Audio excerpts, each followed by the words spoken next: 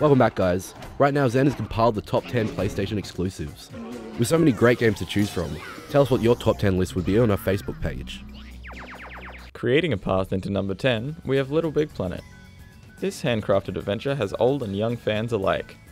With its charming story, simple controls, and a fleshed out level creator, Little Big Planet looks to be continuing on with PlayStation for years to come.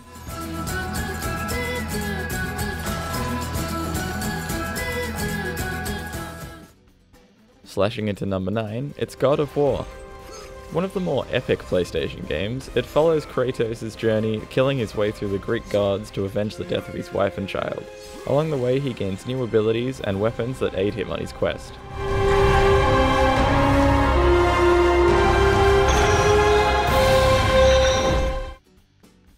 Zapping its way into number 8 is the superpowered Infamous. Considered by many to be one of the best superhero game franchises, Infamous follows the story of Cole McGrath, who gains the ability to control electricity. The game features plenty of powers to obtain, a karmic system, and an engaging story.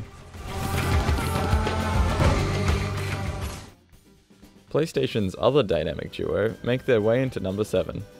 Jak and Daxter follows the antics of the titular characters through several games. While it isn't quite as good as some of the other platformers further down the list, it redeems itself somewhat through charm and fun gameplay.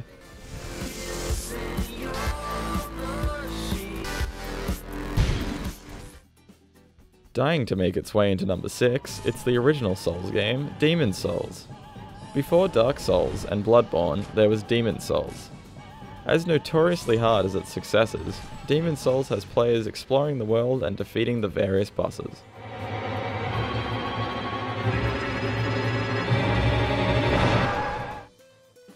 Sneaking its way into number 5, it's Sly Cooper.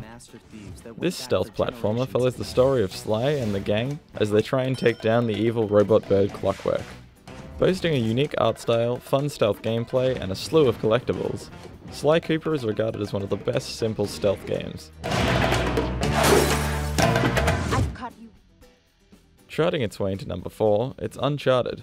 Part cover-based shooter, part action platformer, Uncharted takes the best parts of Tomb Raider and Gears of War, mixing them all together into a great formula. What if it's only beginning? Some of the most fearsome rulers through history have possessed only a Journeying into number 3, it's Journey. This art game has players traversing its beautiful world on a quest to reach the top of the mountain. Along the way, the player can be matched with others online anonymously. The beautiful landscapes and simplistic gameplay allow for the game to be enjoyed by almost all.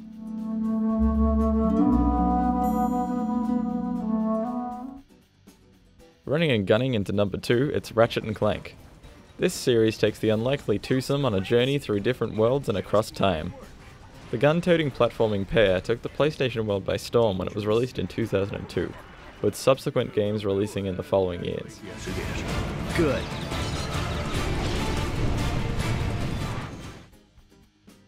Surviving until number 1, it's The Last of Us. Coming from the developers of Uncharted, The Last of Us combines third-person action with survival horror. While this has been done many times before, The Last of Us leads the pack with its great immersion, beautiful environments, and outstanding gameplay, making it a must-play.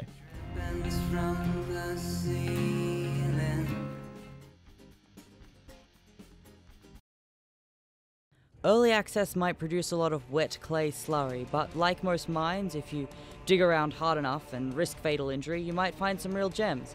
Albeit roughly cut gems that take time before they're polished, but with games like Red Hook Studios' Darkest Dungeon, there's been plenty to admire even in its pre-polished state. Be warned, however, just like Steam Early Access, this dungeon is deep, unforgiving, and filled with horrors.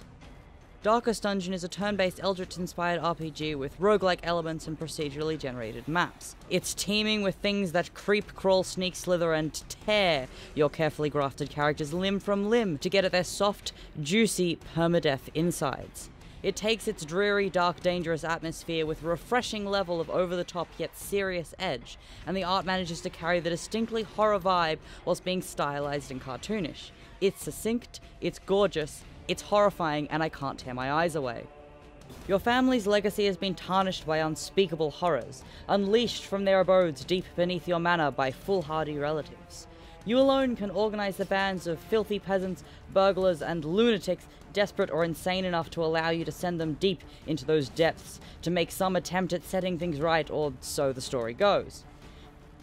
You hire individuals from a range of interesting classes, each with different possible skills, starting out with just a handful of abilities out of the possible combinations. You might choose them for their traits as well, their resilience and aptitude, or perhaps you choose them for their flesh, throwing them helpless and unsuspecting into the abyss for a chance at some golden progress, allowing the weak to perish and dismissing those who return, mad and raving, their minds broken by the unnatural cruelty they have witnessed. Down there in the dark, without the gold to support your ventures, you're almost always at a disadvantage. A poorly provisioned party will quickly end up buried under rubble they couldn't clear safely, ambushed in the dim, failing torchlight, or simply starving to death. You can send characters to their deaths if you're struggling for cash, but you won't be able to advance until you can afford to keep them alive long enough for them to get stronger. You won't just be supporting them on the battlefield either. The dungeon really does take its toll on your adventurers, and when they return it's up to you to decide if it's worth the cost of rehabilitating them. Perhaps it's fine if my jester is bad at gambling, I'll just not let him near the gambling hall, but seeing as he's level 2 now, it's probably a good idea to cure him of his weak grip on life. However, the level 0 plague doctor who just returned from a failed mission with their stress levels almost maxed, I'll send them on their way. Darkest Dungeon is as difficult as it is cruel. If you want to rid these lands of evil, you're going to need to be cruel as well.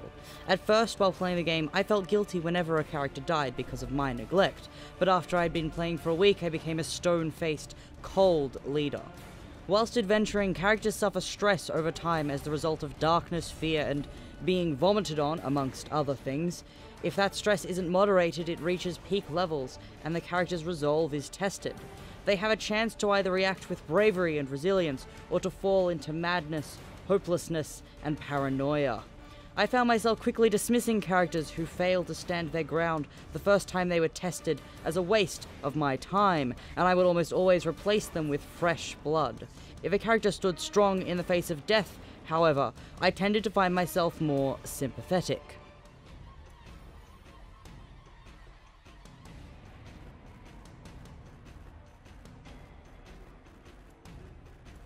The combat mechanics in Darkest Dungeon are commendably unique and well designed. There is no mana and no limit to how many times an ability can be performed, although a particularly strong attack might incur a strength penalty to the character when used. Which abilities a character can use and when is instead determined by their standing position in the party. It's always a good idea to have a good balance between versatility and specialization when it comes to positioning, as it's possible for your enemies to mess with your marching order.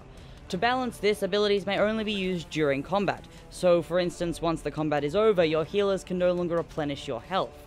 This leads to a lot of interesting gameplay decisions, such as trying to repeatedly stun a single weaker enemy to keep them at bay while you desperately try to stitch your party back into shape. For all its doom, death, and despair, Darkest Dungeon is definitely a lot of fun, and even in early access there's been plenty of content to keep us occupied, and the developers are active and consistent when it comes to fixing bugs and adding new content. I definitely recommend checking it out for yourself. The game can be found both on the Steam store and the Humble storefront, and I, for one, am looking forward to seeing what else breathes in these unholy halls. Without madness, the old road will take you to hell. But in that gaping abyss, we will find our redemption.